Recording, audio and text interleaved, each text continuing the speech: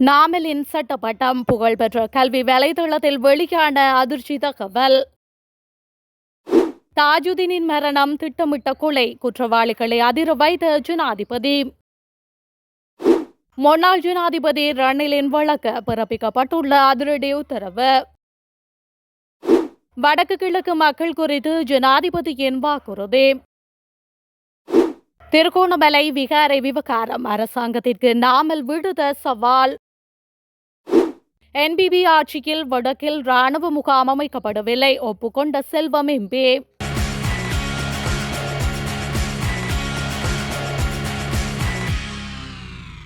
நாடாளுமன்ற உறுப்பினர் நாமல் ராஜபக்ஷவின் சட்டப்பட்டம் குறித்து நாடாளுமன்றத்தில் அதிக விவாதம் நடந்துள்ள நிலையில் உலக புகழ்பெற்ற கல்வி வலைதளம் ஒன்று நாமல் ராஜபக்ஷவின் சட்டமானி பட்டத்தை தரவரிசைப்படுத்தியுள்ளது. அதில் நாமல் ராஜபக்ஷ இங்கிலாந்தில் பெற்ற சட்டப்பட்ட படிப்பில் 45வது இடத்தை பிடித்துள்ளார். இந்த பட்டியலில் முதல் இடத்தை இங்கிலாந்தின் முன்னாள் பிரதமர் மார்கரெட் தாட்சர் பெற்றுள்ளதோடு 2ஆம் இடத்தை இந்தியாவின் முன்னாள் பிரதமர் ஜவஹர்லால் நேரு பெற்றுக் கொண்டுள்ளார். குறித்த கல்வி வலைதளம் உலகளாவிய பல்கலைக்கழகங்களை மதிப்பீடு செய்து தரவரிசைப்படுத்தும் ஒரு சுயாதீன கல்வி இணையதளமாகும். முன்னதாக நாடாளுமன்ற உறுப்பினர் நாமல் ராஜபக்ஷவின் சட்டமானி பட்டம் போலியானது என அமைச்சர் நலிந்து ஜெயதிச நாடாளுமன்றத்தில் தெரிவித்திருந்தார். மேலும் நாமல் ராஜபக்ஷ லண்டனில் சிட்டி யூனிவர்சிட்டி ஆஃப் லண்டன் என்ற சட்டமானி சான்றிதழில் உள்ள கையொப்பத்தில் சிக்கல் உள்ளது என்றும் சட்டக்கல்லூரி அதை ஏற்கவில்லை என்றும் அமைச்சர் சில ஆவணங்களை வெளிப்படுத்தியிருந்தார். இந்த நிலையில் இந்த தரப்படுத்தல் விவகாரம் மேலும் பல சர்ச்சைகளை ஏற்படுத்தியுள்ளது. தாஜுதீனின் மரணம் திட்டமிட்ட கொலை, அது இயற்கையான மரணம் அல்ல என ஜனாதிபதி அனுரகுமார திசாநாயக்க தெரிவித்துள்ளார். தாஜுதீனின் கொலை தொடர்பான விசாரணைகள் முன்னெடுக்கப்பட்டு வருகின்றன. இது தொடர்பில் கடற்படையின் சில அதிகாரிகள் விசாரிக்கப்பட வேண்டும். இது இயற்கை விபத்தா அல்லது கொலையா? விசாரணை அதிகாரிகளும் நீதிமன்றத்தின் உண்மைகளும் இதுக்கு ஒரு கொலை என்பதை உறுதிப்படுத்தியுள்ளன. கடந்த கால குற்ற செயல்கள் தொடர்பில் விசாரணைகள் செய்யும் போது அதில் பாதுகாப்பு படையினரும் விசாரிக்கப்படுவார்கள். இதனை காரணமாக கொண்டு ராணுவத்தினருக்கு எதிராக அரசு செயல்படுவதாக விமர்சனம் செய்யாதீர்கள் என ஜனாதிபதி கோரிக்கை விடுத்துள்ளார். எக்னெலிகொட கொலை மற்றும் கடந்த காலத்தில் நடந்த ஈஸ்டர் தாக்குதலை நாம் விசாரிக்க வேண்டும். அது தொடர்பான விசாரணைகள் ஏற்கனவே ஆரம்பிக்கப்பட்டுள்ளன என்றும் ஜனாதிபதி அனுரகுமார திசாநாயக்க மேலும் குறிப்பிட்டுள்ளார். முன்னாள் ஜனாதிபதி ரணில் விக்ரமசிங்க மீதான அரச நீதி முறைகேடு வழக்கு 1 மாத காலப்பகுதியில் விசாரணைகள் நிறைவடைந்த பின்னர் மேல் நீதிமன்றத்தில் விசாரணைக்கு உட்படுத்தப்படும் என அறிவிக்கப்பட்டுள்ளது. மேலதிக சொலிசிட்டர் ஜெனரல் திலீப பீரிஸ் நேற்று கொழும்பு நீதவான் நீதிமன்றத்தில் அறிவித்துள்ளார். தனிப்பட்ட வெளிநாட்டு பயணத்திற்காக பொதுமக்களின் நிதியிலிருந்து ரூபாய் 16.6 மில்லியனை பயன்படுத்தியதாக குற்றம் சாட்டப்பட்டுள்ள இந்த வழக்கில் ரணில் விக்ரமசிங்க தற்பொழுது பிணையில் உள்ளார். இந்த வழக்கில் வெளிநாடு செல்ல அனுமதி கோரி முன்னாள் ஜனாதிபதி செயலாளர் சமநக நாயக்க தாக்கல் செய்திருந்த மனு மீதான விசாரணையின் போது அவர் இந்த அறிவிப்பை வெளியிட்டுள்ளார். சமநக நாயக்க சார்பில் ஆஜரான ஜனாதிபதி சட்டத்தரணி காளிங்க இந்திரதிச தனது வாடிக்கையாளர் பிரசவத்திற்காக தயாராகும் தனது மக்களை வெளிநாட்டில் சந்திக்க விரும்புவதால் பயண தடையை தற்காலிகமாக நீக்குமாறு கோரியுள்ளார். எனினும் சர்ச்சைக்குரிய பயணத்திற்காக நிதியை அனுமதித்ததில் சமநக நாயக்க முக்கிய நபர் என்பதால் அவரது கோரிக்கைக்கு மேலதிக சொலிசிட்டர் ஜெனரல் திலீப் பீரிஸ் ஆட்சேபனை தெரிவித்துள்ளார். வடக்கு மற்றும் கிழக்கு மக்கள் எதிர்கொள்ளும் பிரச்சினைகளை தீர்ப்பதற்கு புதிய அரசியல் தேர்வு தேவை என ஜனாதிபதி அனுரகுமார திசாநாயக்க தெரிவித்துள்ளார். தமிழரசு கட்சி முக்கியஸ்தர்களை நேற்று ஜனாதிபதி செயலகத்தில் சந்தித்து கலந்துரையாடும் போதே அவர் இவ்வாறு குறிப்பிட்டுள்ளார். மாகாண சபை தேர்தல்கள் மற்றும் புதிய அரசியலமைப்பின் அவசியம் குறித்தும் இதன்போது ஜனாதிபதி விதித்துள்ளார். அத்துடன் பழைய அரசியல் தேர்வுகள் வடக்கு மற்றும் கிழக்கு மக்கள் எதிர்கொள்ளும் பிரச்சினைகளை தீர்ப்பதற்கு இனி பொருத்தமானவை அல்ல எனவும் அவர் குறிப்பிட்டுள்ளார். புதிய அரசியல் தேர்வு தொடர்பில் அனைவரின் ஆதரவையும் எதிர்பார்ப்பதாகவும் அவர் சுட்டிக்காட்டியுள்ளார்.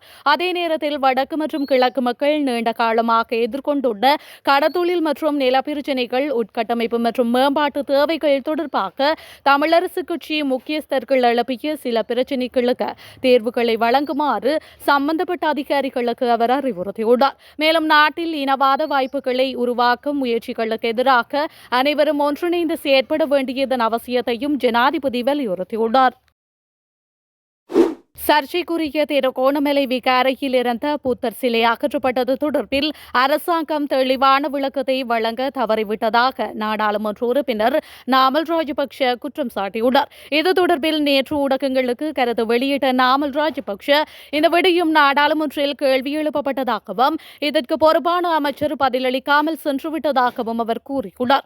அதன்போது புத்தர் சிலையை அதன் பாதுகாப்புக்காக வெளியே கொண்டு சென்ற போது பிக்குகளை தாக்கியது யார் என்று நாங்கள் கேட்டோம். அரசாங்கம் இன்னும் அந்த கேள்விக்கு பதிலளிக்க தவறிவிட்டது என்று அவர் கூறியுள்ளார். இந்த நிலையில் நவம்பர் 21 நுகேகொடவில் நடைபெறவுள்ள பேரணியில் ஸ்ரீலங்கா பொதுஜன பெரமுன தொடர்புடைய அனைத்து காரணங்களையும் தீர்க்கும் என நாமல் குறிப்பிட்டுள்ளார். அதன் பின்னர் பிரதான எதிர்க்கட்சி யார் என்பதை மக்கள் தீர்மானிப்பார்கள் எனவும் அரசாங்கம் தனது தேர்தல் வாக்குறுதிகளை எவ்வாறு நிறைவேற்றியது என்பது குறித்து தங்கள் கருத்துக்களை வெளியிடுவார்கள் என்றும் அவர் தெரிவித்துள்ளார். வடக்கு மாகாணத்தில் ராணுவ கட்டுப்பாட்டில் உள்ள தேசிய பாதுகாப்புடன் தொடர்புடைய காணிகளை ஒருபோதும் விடுவிக்கக்கூடாது என ஐக்கிய மக்கள் சக்தியின் நாடாளுமன்ற உறுப்பினர் நளின் பண்டார வலியுறுத்தியுள்ளார். நாடாளுமன்றத்தில் நேற்று பாதுகாப்பு அமைச்சின் நிதி ஒதுக்கீடு தொடர்பான குழுநிலை விவாதத்தில் உரையாற்றிய போது அவர் இதனை குறிப்பிட்டுள்ளார். அவர் மேலும் உரையாற்றுகையில் தேர்தல் காலத்தில் வழங்கப்பட்ட வாக்குறுதிகளால் தேசிய பாதுகாப்பு புறக்கணிக்கப்பட்டுள்ளது. நாட்டின் தேசிய பாதுகாப்பு தொடர்பாக அரசாங்கம் பொறுப்பின்றி செயற்படுகிறது. 30 ஆண்டு கால போரினால் அனைத்து இன மக்களும் பாதிக்கப்பட்டார்கள். போர் முடிவடைந்து விட்டது என்று குறிப்பிட முடியாது. எதிர்காலத்தில் போர் ஒன்று தோற்றம் பெறலாம். ஆகவே அவதானத்துடன் செயற்பட வேண்டியது அவசியமாகும். வடக்கு மாகாணம் தேசிய பாதுகாப்பின் பிரதான கேந்திர மையமாக உள்ளது. வடக்கில் காணி பிரச்சினை காணப்படுகின்றது. தனிப்பட்ட பாதுகாப்பை விட தேசிய பாதுகாப்பை கருத்தில் கொண்டே காணி விடுவிப்பு குறித்து தீர்மானம் எடுக்க வேண்டும். தேசிய பாதுகாப்புடன் தொடர்புடைய காணிகளை ராணுவத்தினர் வசம் வைத்துக் கொள்ள வேண்டும். அவ்வாறான காணிகளை ஒருபோதும் விடுவிக்கக்கூடாது. பாதுகாப்பு காரணிகளுடன் தொடர்புடைய காணிகளை விடுவிப்பதற்கு பதிலாக காணி உரிமையாளர்களுக்கு மாற்று காணிகளை வழங்க நடவடிக்கைகளை மேற்கொள்ள வேண்டும் அல்லது காணிகளுக்கு பதிலாக நட்ட ஈடு வழங்க வேண்டும். வடக்கு மாகாணத்தில் மீண்டும் போர் ஒன்று தோற்றம் பெறாத வகையில் தேசிய பாதுகாப்புடன் தொடர்புடைய காணிகள் முறையாக அடையாளப்படுத்தப்பட வேண்டும். தேசிய பாதுகாப்புடன் தொடர்புடைய காணிகளை விடுவிக்கவே கூடாது. வடக்கு மக்களுக்கு அநீதி இழைக்க வேண்டும் என்று நாங்கள் குறிப்பிடவில்லை. காணிக்கு போதுமான அளவு நட்ட ஈடு வழங்க வேண்டும் என்று கூறுகின்றேன். வடக்கு வாக்குகளை பெறுவதற்கு வழங்கிய வாக்குறுதிகளுக்கு மாத்திரம் முன்னுரிமை வழங்காமல் தேசிய பாதுகாப்புக்கு முன்னுரிமை வழங்கி அரசு செயற்பட வேண்டும். அரசியலுக்கு அப்பாற்பட்ட வகையில் தேசிய பாதுகாப்பு குறித்து தீர்மானங்களை எடுக்க வேண்டும். அதுதான் நாட்டுக்கு தேவை என்று அவர் மேலும் தெரிவித்துள்ளார். தேசிய மக்கள் சக்தியின் ஆட்சி காலத்தில் வடக்கில் புதிதாக ராணுவ முகாம் அமைக்கப்படவில்லை என நாடாளுமன்ற உறுப்பினர் செல்வம் அடைக்கலநாதன் தெரிவித்துள்ளார். ராணுவ முகாம்கள் நீக்கப்பட்டது தெரியாது, ஆனால் புதிய ராணுவ முகாம் அமைக்கப்படவில்லை என அவர் மேலும் சுட்டிக்காட்டியுள்ளார். எங்கள் ஆட்சியில் வடக்கில் புதிய ராணுவ முகாம் அமைக்கப்பட்டுள்ளதா என நாடாளுமன்றில் செல்வம் அடைக்கலநாதனிடம் சபை முதல்வரும் அமைச்சருமான பிமல் ரத்நாயக்க நேற்று கேள்வி எழுப்பிய போதே அவர் இவ்வாறு குறிப்பிட்டுள்ளார். இதேவேளை நேற்றைய நாடாளுமன்ற அமர்வில் உரையாற்றிய பிமல் ரத்நாயக்க வடக்கு மற்றும் கிழக்கில் போதைப் பொருட்கள் விநியோகத்தில் காவல்துறையினரும் ராணுவத்தினருமே ஈடுபடுவதாக கஜேந்திரகுமார் கூறினார். ஆனால் வடக்கிலே அதிகளவானோர் கசிப்பு மற்றும் போதைப் பொருட்களால் பாதிக்கப்படுகின்றனர்.